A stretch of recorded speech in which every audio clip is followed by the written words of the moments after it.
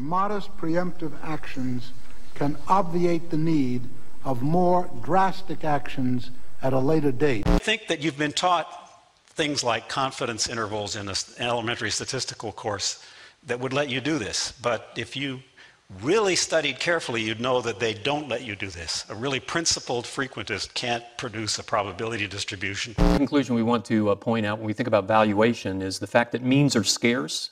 I alluded to this already, that as finite beings, we can't will our ends to be attained. Statistical description of the government's net of interest surplus. Deflation, they think that yields could drop to, say, less than 1% on the 10 years and less than 2% on the 30 years. That would effectively be a takeover of monetary policy by the Congress. Daunting, right? Might even make you feel stupid. Perhaps it's no wonder then, while even with the ongoing economic failures across the world, inequality, increasing poverty, debt collapse, bank failures, unemployment rising, very few today seem to be able to understand, let alone discuss, modern economics. Outside, of course, the delegation game, where the only attempt at solutions people know is the mere shifting around of the deck chairs on the Titanic, assuming some new politician, central bank policy, or corporate legislation is going to save the day. Well, some years back, after coming to the conclusion that our politicians, legislators, and established authorities just might be provably incompetent when it comes to the truly intelligent management of our society, I started to look for questions and answers on my own. Asking those questions about things that many today either seem to take for granted, ignore, or even worse, assume that they have no capacity or business investigating at all, since our credentialed authorities in control must be smarter, more informed. It's a sad staple of modern culture, you know, the old relax, turn on the TV, keep going into debt, and pump out a bunch of kids while you're at it, but most importantly, keep showing up at those jobs, which you have likely already fooled yourself into believing serve some legitimate social role. Remember, the 1% of the world that owns 40% of the planet's wealth did not get that way with you understanding how the world really works. Nevertheless, and such cynicism aside, I decided that I needed to start again, if you will, and ask some fundamental questions about stuff most simply have written off and forgotten. If you were to take a poll today of our species, asking what truly are the most fundamental questions that pertain to human survival and prosperity, such as, what really supports human life, how food grows, what energy is, what creates and reinforces good public health, what defines a useful or detrimental belief system, you can rest assured that the vast majority would have more concrete answers about baseball statistics, fashion trends, sitcom plots, and religious scriptures. Not to demean the cultural pleasures and creativity of expression that creates enjoyment in this life, but we have a distortion of priority that has proven incredibly detrimental to the future of our sustainability on this planet, where the majority, facing clear mounting problems, not only doesn't understand what the root of such problems really are, they don't even know what questions to ask. And today, there is no greater destructive ignorance at hand than the vastly delusional concept known as modern economics. And it is in this fundamental context that I found the most interest. So what is an economy? Where does its foundational premise come from? What are we relating to exactly? How is societal organization finding a benchmark for itself? Is there a benchmark? What are we doing? And why does the discussion of this subject appear to be so elitist in its vocabulary and orientation? Is it really that complicated? Well, I became so tired of being called ignorant of the subject by self-proclaimed experts I challenged, I decided to take it upon myself to read the entire macroeconomics curriculum of Harvard University from the undergraduate to the PhD level, along with all the staples of influence, F.A. Hayek, John Maynard Keynes, Ludwig von Mises. And I'll tell you what, I'm really glad I did, because I had some very poor judgments that needed correction. Not so much regarding my views about economics, but that life is short, and I wasted an enormous, unforgivable amount of time reading this outdated, overly intellectualized gibberish. Bob, would you take care of that, please? The fuse panel. Be careful, man, it's not grounded. As the following episode will detail, modern economics is not true economics at all. It's a mere ideological philosophy built upon a series of presuppositions that have been given the illusion of permanence. There is absolutely no relationship to the scientific integrity of our knowledge of the environment built into this model. The monetary market system of religious belief is at the core of the vast majority of ecological and social imbalance we see in the world today. Sadly, it is in the face of normality, so many look past it. We might begin to see that this principal notion and practice is truly a problem in society, and to me, it is at the heart of a culture in decline.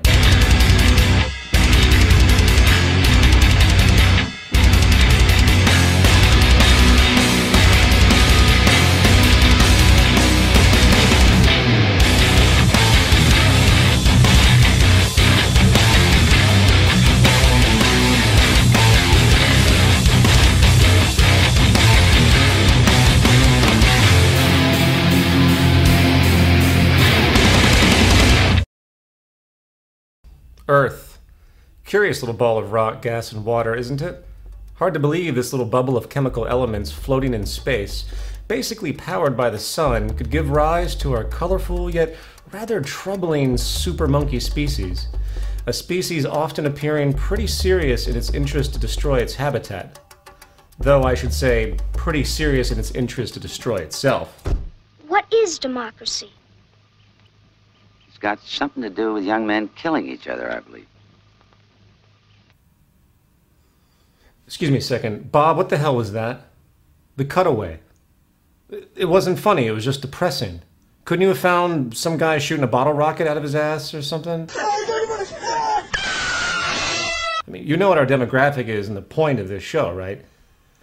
Okay, well, please. Anyway, perhaps our immaturity is just a phase, a tragically comedic rite of passage. No different than children that need to be burned by a hot stove in order to realize they shouldn't touch it, or what the physics behind it may be. Nevertheless, the history and characteristics of this little orb can be scientifically described with a good deal of accuracy. A couple billion years old now, a composite of gas and dust that resulted mostly from a large chemical reaction long ago, likely an exploding star or supernova. And over millions of years, this dust clustered into relatively big chunks of rock, a pronounced gravitational field emerged, our chemical elements were slowly reorganized, and conditions emerged to enable water and an atmosphere, which is what bred the first single-celled organisms.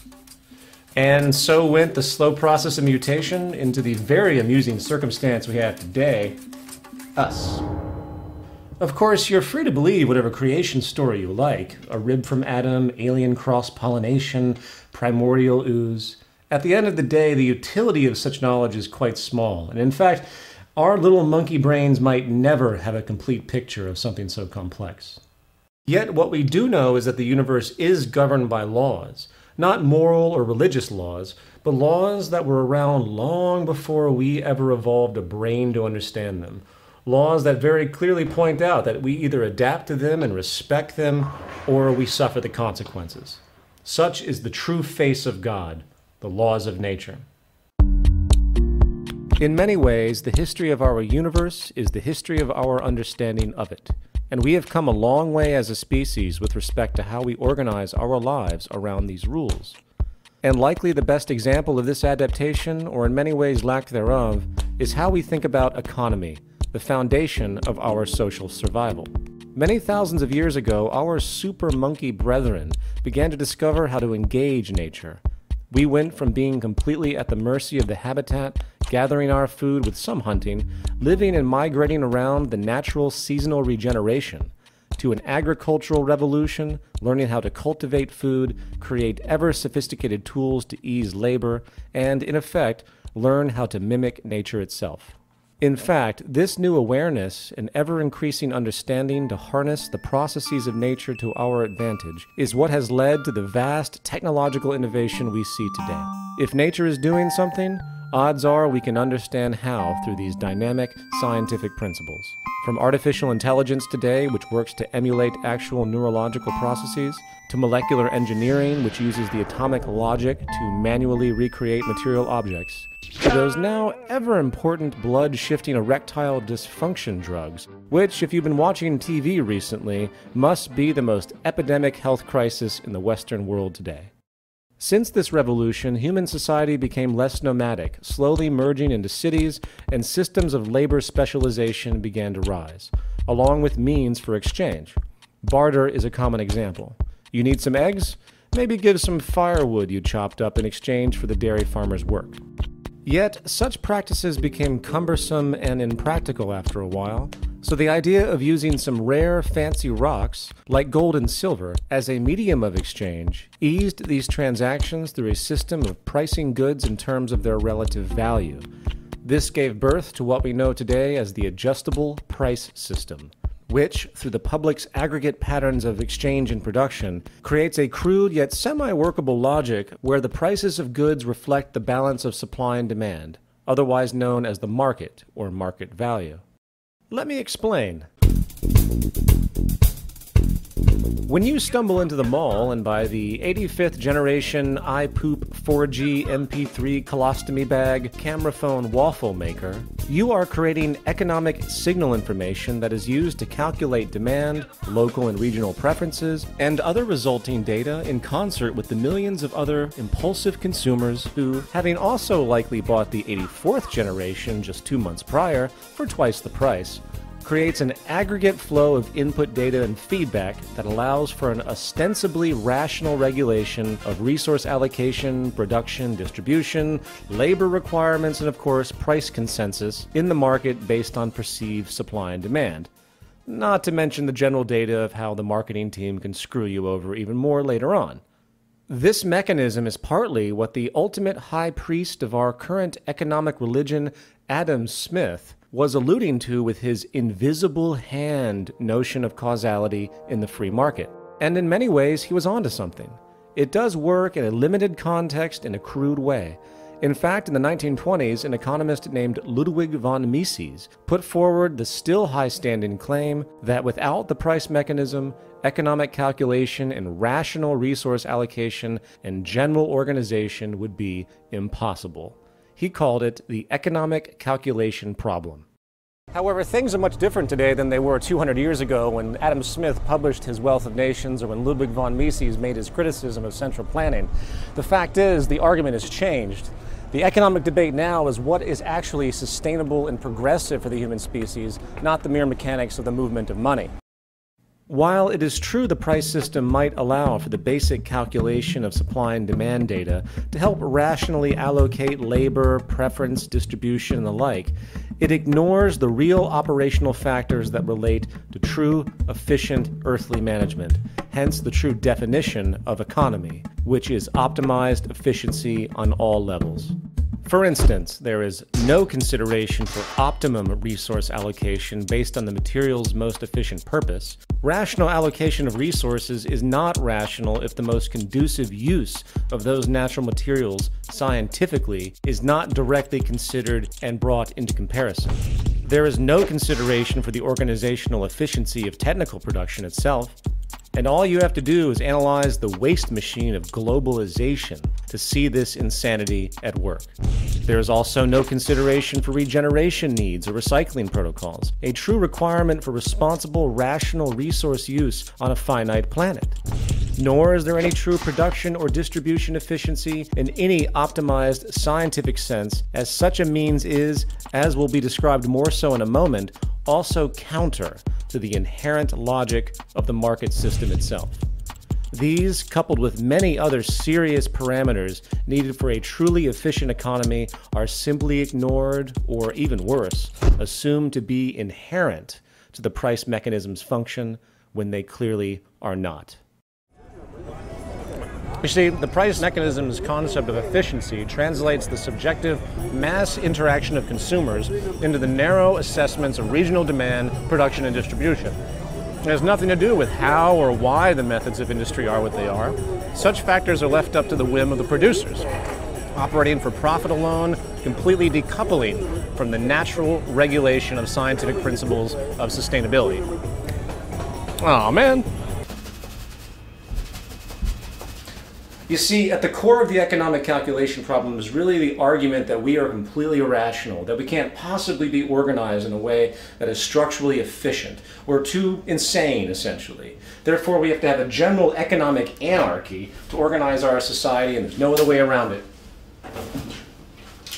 Bullshit! Again, today is very different than it was prior, and a quick review of modern computer programming and systems engineering will tell you that not only can the algorithmic intelligence of our sensory and measurement technology today, coupled with synergistic computer calculation, orient all the previously existing factors taken into account by the price mechanism as we know it, the truly relevant yet missing factors for optimum efficiency and sustainability could be brought into the equation. This would be the making of a true economic calculation for industry, not the crude, truncated data put forward by price alone.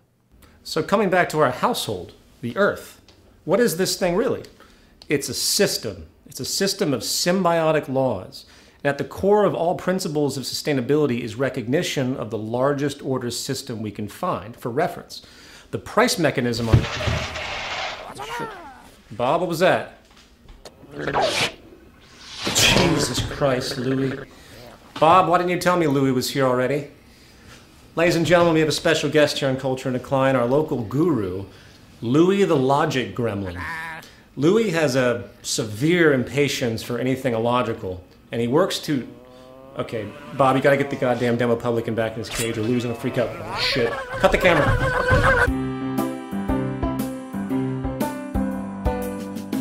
Sorry about that, ladies and gentlemen. As I mentioned, Louis here gets a little frustrated when it comes to anything illogical, and the demo publican is sort of his mortal enemy. Anyway, Louis, since we have you here, I want to ask you a few questions. Is the free market actually a good basis for sustainability for the human species? Okay,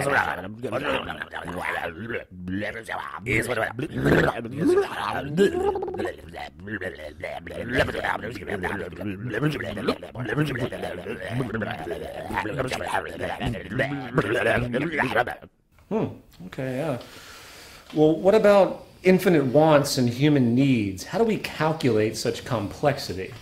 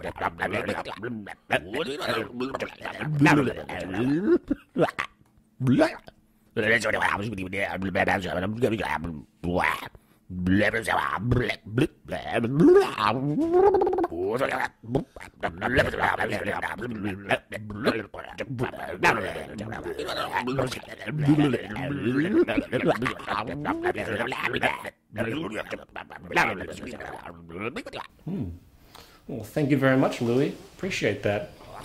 Well, there you have it, folks. However, logic aside, opinions about our economic system range dramatically. So to gain some public consensus on the issue, we now go live to our New York Culture and Decline correspondent, Big Scotty D, who's live on Wall Street. Thank you, Peter. This is Scotty D in front of the New York Stock Exchange. Today we're here in New York City just to try to talk to some people on the street and find out a little bit about what's going on in the world perception of economics. Culture and Declines, man on the street. Sir, do you want to talk about the economy? Would you like to talk about the economy? Would you like to talk about the economy? I really suck at this, but I don't think people want to talk about the economy either. I just walked to my supervisor. He told me you can do that here. Oh. However, there was one guy who was willing to talk to me. What do you feel is the definition of economics? Standing here in front of Wall Street, I'm just curious, what do you think economics is?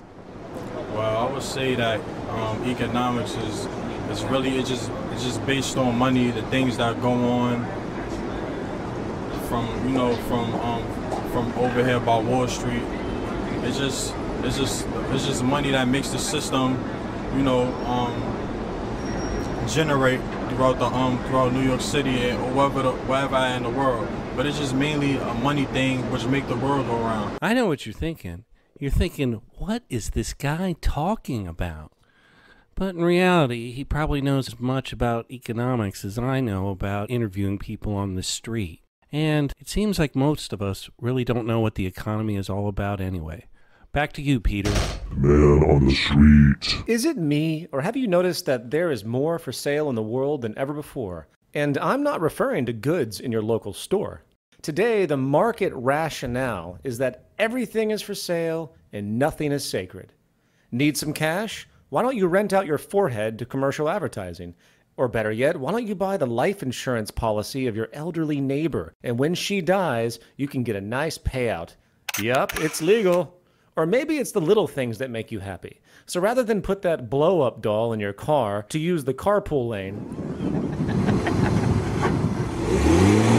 just buy it like you can in Minneapolis.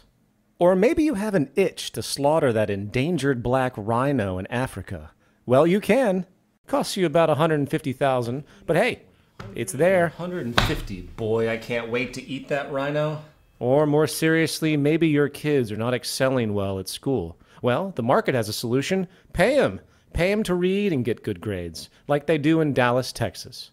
But perhaps that's overkill, because by the time they hit college age, most prestigious universities will look the other way for admission once a nice hefty donation is made for that new library wing.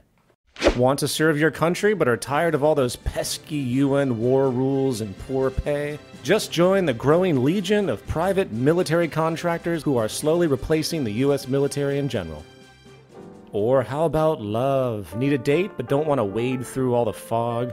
Women will now go on dates with the highest bidder on some dating sites. Forget chatting, just fork out a couple $100 to entice the woman of your choice to allow you to pay for her dinner. I'm sure it will be a long-lasting relationship. Or perhaps most important, does your business need a law passed to secure profits? Well, just hire a lobbyist to influence Congress. As the prior episode of Culture in Decline denoted, there is nothing in the political and legal spectrum that is not clearly for sale. In fact, why do you think the court system allows most offenses to be cleared with monetary fines?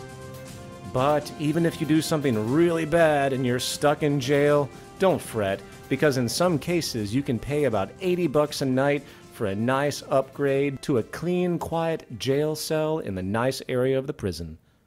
You name it, you can buy it, and nothing is sacred. 143 years after the passage of the 13th Amendment to the U.S. Constitution and 60 years after Article 4 of the UN's Universal Declaration of Human Rights banned slavery and the slave trade worldwide, there are today more slaves than any time in human history, trafficking about 30 million for various profit schemes.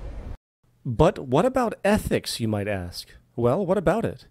Ethics and morality continue to be redefined by the economic ethos of the day, and when a Wall Street trader makes millions of dollars betting against the currency and hence prosperity of another country, I can assure you he is sleeping like a baby at night. And why shouldn't he? He is simply doing what is rewarded and reinforced by the economic system at large. You see, the market's inherent psychology has nothing to do with anything except its own perpetuation. When you hear politicians tell you that they are invading some poor country to bring freedom and democracy, you need to understand what those words really imply. The freedom they bring is market freedom, and the democracy they bring is the democracy of purchasing power. The freedom of using money for influence, the freedom to, in fact, restrict the freedom of others. However, let's get back to this technical stuff.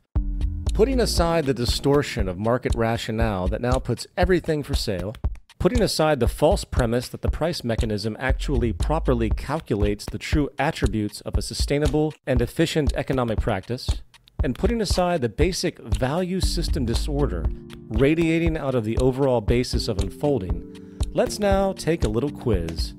Welcome to Modern Economics 101. Question 1.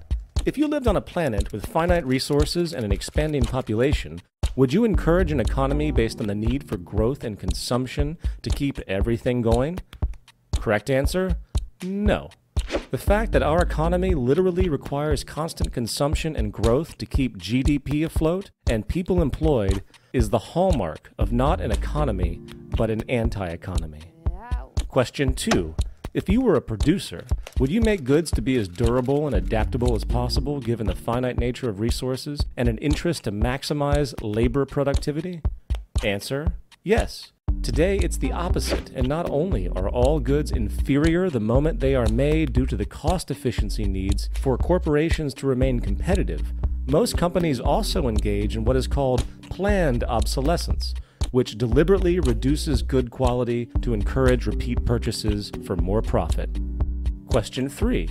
If you were a socioeconomic planner, would you encourage everyone to buy one of everything, hoarding that personal property protectively, even though many goods are used infrequently? Answer: no, that would be inefficient. The reality that goods are only as relevant as their use would be realized, and hence a system of shared access, not blind, restrictive, universal ownership, would be the most rational manner of unfolding. Question 4. What about incentive? Would you push a cutthroat, competitive environment where everyone is out for themselves or their little group? Correct answer: no. Knowing what we know today about the competitive mentality and how it creates abuse, along with the reality that collaboration and the sharing of information is truly the driver of progress on the social level, competition would be seen as the most limiting of arrangements as a philosophical practice. And question 5. What would be the basis for reward today? Would you require every human to submit to each other for labor as to achieve the means for survival? No, that would be crude and counterproductive given the state of technology. Modern technical capacity has the ability to increase productivity beyond anything known in human history, not to mention secure more safety and efficiency in general. To push human labor for income in the face of this tool for vast improvement is just absurd. Final thoughts. If we were to take a step back and reflect upon how our human family is behaving across the world today, from Western materialism to Islamic extremism, from nuclear war to necrophilia, we are faced with a dark yet extremely entertaining reality.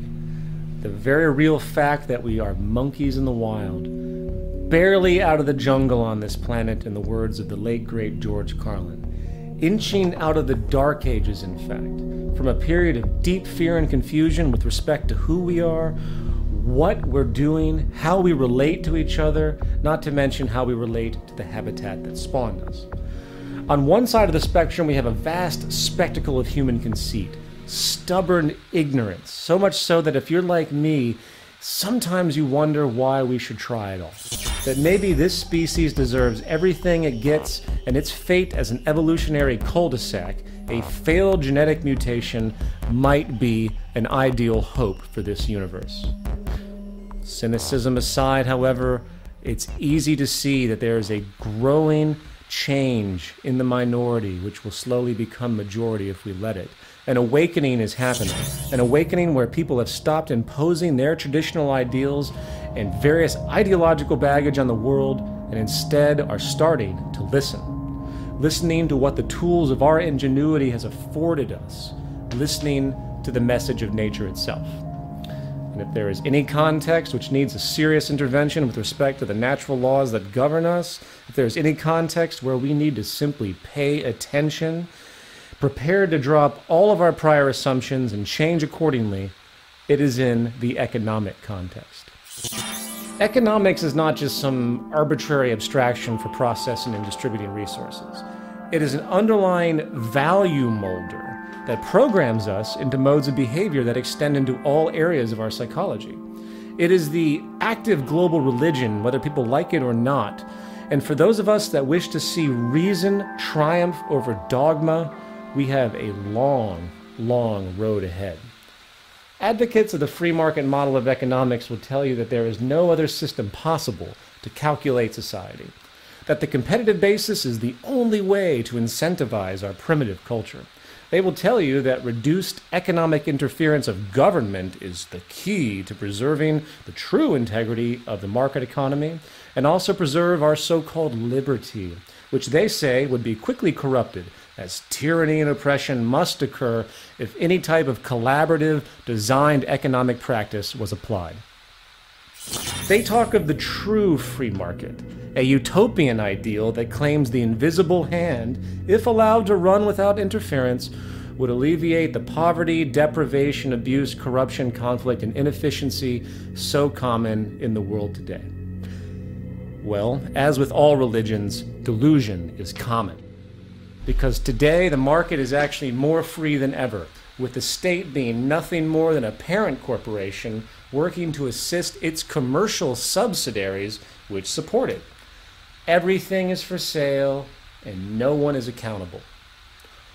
All natural laws and physical realities that would comprise the basis for true technical, earthly efficiency and awareness and reasoning that, if allowed, could literally transform the world into a place of vast abundance and prosperity never before seen, have been buried and dismissed, only to be overshadowed by a certain kind of efficiency, market efficiency, an efficiency that tracks money and money alone, an efficiency that is literally decoupled from everything that supports and secures life itself, an efficiency that is circular in its reasoning as it has no recognition of the physical laws of nature.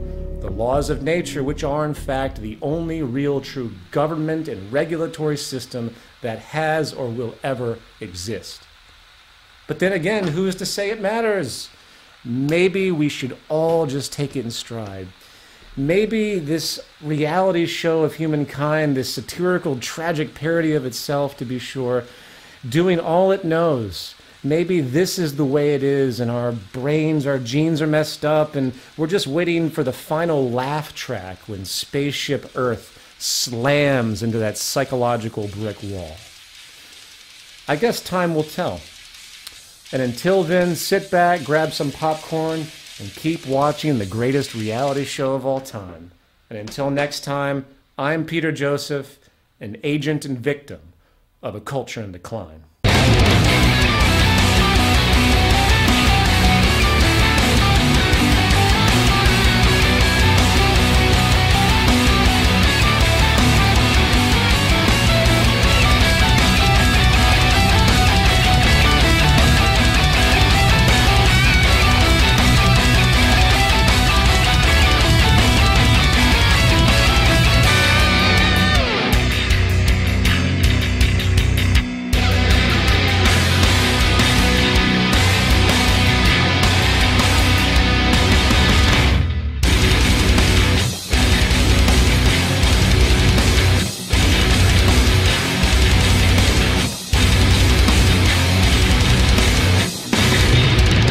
Would you like to talk about the economy?